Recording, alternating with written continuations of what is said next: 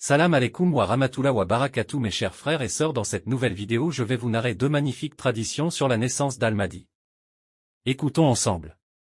D'après Muhammad bin Abdallah al-Mutahari, je suis allé voir Dame Akma, la fille de Muhammad paix sur lui, après la mort d'Abu Muhammad Hassan Askari paix sur lui, pour l'interroger sur la houja et la confusion dans laquelle les gens s'étaient divisés de plusieurs manières. Elle m'a dit: assieds-toi. Je me suis assis et elle a dit: Ou Muhammad, en vérité, Allah, l'exalté, ne laisse pas la terre sans houja, qu'il soit parlant ou silencieux. Il n'en a pas mis deux frères après Hassan et Hussein, en signe de distinction pour Hassan et Hussein et pour marquer leur supériorité de peur qu'il n'y ait leur égal sur terre. Cependant, Allah, l'exalté, a donné l'excellence à la progéniture de Hussein sur la progéniture de Hassan, comme il a donné l'excellence à la progéniture d'Aaron sur la progéniture de Moïse, bien que Moïse ait été houja sur Aaron. Et cette excellence est pour sa progéniture jusqu'au jour du jugement. Il doit y avoir une épreuve pour la Oumma, dit-elle, dans laquelle les falsificateurs tomberont dans le doute, et dans laquelle les vérificateurs trouveront le salut, de peur que les gens n'aient un argument contre Allah après les apôtres. Cette épreuve a eu lieu après la mort du père d'Al-Mahdi, c'est-à-dire Abu Muhammad al-Hassan paix sur lui. Je lui ai demandé: ô madame, est-ce que Hassan avait un fils? Elle a souri et a ensuite dit: si Hassan n'a pas eu de fils, alors qui est le hujja après lui, sachant que je vous ai dit que l'imama ne sera pas entre deux frères après Hassan et Hussein paix sur eux. Alors j'ai dit: ô madame, raconte-moi la naissance de mon maître et son occultation. Elle a dit: oui, il y avait une de mes servantes appelée Nargis. Mon neveu est venu me rendre visite. Il s'est avancé en la regardant intensément. Je dis: mon maître, peut-être que tu as un désir pour elle. Alors, je vais te l'envoyer. Il dit: non, ma tante, plutôt je m'étonne d'elle. Je demandai: qu'est-ce qui te fait étonner? Il dit: elle donnera naissance à un garçon, qui sera très digne devant Allah, l'exalté, qui remplira la terre par lui d'équité et de justice alors qu'elle sera pleine de corruption. Je dis: alors, je vais te l'envoyer, ô mon maître. Il dit: demande la permission de mon père à cet égard. J'ai mis mes vêtements et je suis allé à la maison d'Abu al-Hassan paix sur lui. Je l'ai salué et je me suis assis. Il a engagé la conversation et a dit: Akma, envoie Nargis à mon fils Abu Muhammad. Je dis: mon maître, je suis venu dans ce but pour te demander ta permission. Il dit: ô dame bénie, Allah, l'exalté, a désiré te donner une part de la récompense et mettre un enjeu pour toi dans le bien. Dame Akma dit: je ne me suis pas arrêté et je suis retourné chez moi, je l'ai paré et je l'ai donné à Abu Muhammad. J'ai facilité l'union entre eux chez moi et il est resté avec moi quelques jours puis est allé chez son père. Je l'ai envoyé avec lui. Dame Akma a dit: Abu al-Hassan est décédé et Abu Muhammad paix sur eux a pris la place de son père. Je lui rendais visite comme je rendais visite à son père. Un jour, Nargi est venu me voir pour enlever mes chaussures et m'a dit: ma maîtresse, permettez-moi d'enlever vos chaussures. J'ai dit: plutôt, c'est ma maîtresse et la maîtresse de ma maison. Par Allah, je ne vous transmettrai pas mes chaussures pour que vous les enleviez. Vous ne me servirez pas non plus.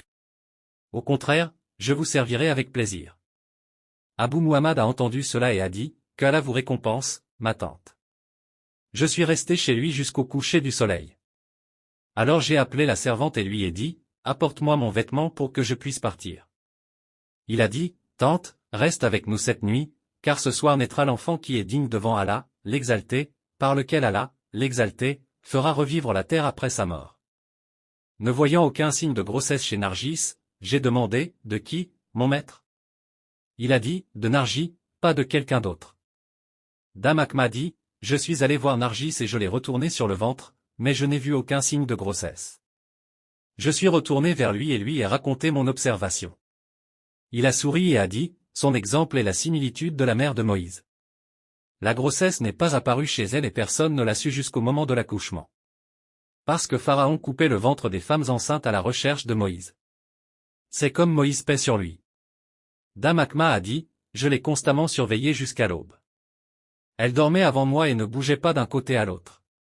Quand ce fut l'heure de la fin de la nuit et près de l'aube, elle se leva sacrément. Je la pris contre ma poitrine et pris le nom divin sur elle. Abu Muhammad a crié: récite Inna anzalnahu fi layla al-Qadr sur elle. J'ai commencé à réciter cela et lui ai demandé: comment te sens-tu? Elle a dit: l'affaire dont mon maître t'a informé s'est approchée. J'ai commencé à réciter les versets, comme me l'avait ordonné mon maître. Le bébé me répondit par son ventre, il récitait comme je récitais et il me salua. La dame Ahmadi, je me sentis choqué quand j'entendis cela. Alors Abou Muhammad m'appela, ne t'étonne pas du commandement d'Allah, l'exalté, il nous donne la parole à la petite enfance et nous fait ouja sur terre à la maturité. Ces mots n'étaient pas encore terminés que Nargis disparut de moi. Je ne la vis pas, comme si un voile avait été érigé entre elle et moi. Je courus vers Abou Muhammad paix sur lui en pleurant. Il me dit, reviens, ô tante, tu la trouveras à sa place. Elle dit, je revins et ce ne fut qu'un instant que le voile fut enlevé entre elle et moi. Je la vis alors que des lueurs de lumière sur elle me forçaient les yeux. Je voyais le bébé, c'est-à-dire Almadi, qui était prosterné sur son visage, boitant sur ses genoux, levant ses index vers le ciel et disant, j'atteste qu'il n'y a pas de divinité autre qu'Allah, celui sans associé, et que mon grand-père est le messager d'Allah, et que mon ancêtre est le prince des croyants. Il a alors compté chaque imam jusqu'à ce qu'il atteigne lui-même et a dit. Voilà, accomplis-moi ma promesse, complète mon entreprise pour moi, renforce ma position et remplis la terre à travers moi d'équité et de justice. Abou Muhammad a appelé en disant, tante, va le chercher et amène-le. J'ai pris le bébé béni et l'ai amené à son père. Lorsque je suis apparu avec lui dans mes mains devant son père, il a salué son père. Hassan Askari, paix sur lui, l'a pris alors que les oiseaux battaient des ailes au-dessus de sa tête. Il appela l'un de ceux-là et dit, porte-le, protège-le et ramène-le nous tous les 40 jours. L'oiseau le prit et s'envola avec lui vers les cieux, suivi par les autres oiseaux. J'entendis Abou Muhammad dire, je te confie à celui que la mère de Moïse a confié. Voyant cela, Nargis pleura, alors il lui dit, détends-toi, il ne t'aidera que de tes seins. Il te sera rendu comme Moïse fut rendu à sa mère. C'est sa parole, alors nous l'avons rendu à sa mère afin que son cœur puisse trouver du réconfort et de peur qu'elle ne soit affligée. Dame Ahmadi, j'ai demandé, quel est cet oiseau? Il dit, c'est le Saint-Esprit Ruh al-Qudus, qui est assigné aux imams pour les rendre prospères et fermes et pour faciliter leur croissance par la connaissance. Quand cela a duré 40 jours, le garçon a été rendu. Mon neveu m'a fait appeler. Je suis allé vers lui et j'ai vu un enfant qui se déplaçait devant lui. J'ai dit, mon maître, c'est un garçon de 2 ans. Il a souri et a dit, les fils des apôtres et des successeurs, lorsqu'ils sont imams, grandissent différemment des autres. Un de nos enfants parle dans le ventre de sa mère, récite le Coran et adore son Seigneur. À l'âge de l'allaitement, les anges lui obéissent et descendent vers lui chaque matin et chaque soir. Dame Akma a dit, j'ai toujours vu cet enfant tous les 40 jours jusqu'à ce que je le voie adulte quelques jours avant le décès d'Abou Muhammad. Je ne l'ai pas reconnu. J'ai dit à Abou Muhammad, qui est cet homme pour que tu me demandes de m'asseoir devant lui? Il a dit, le fils de Nargis. Et il est mon héritier après moi. Bientôt, vous ne me trouverez plus parmi vous. Alors écoutez-le et obéissez-lui. Abou Muhammad al-Hassan Askari, paix sur lui, est décédé après quelques jours et les gens se sont divisés comme vous le voyez. Par Allah, je le vois chaque jour et chaque nuit et il m'informe de ce que vous demandez afin que je puisse vous répondre.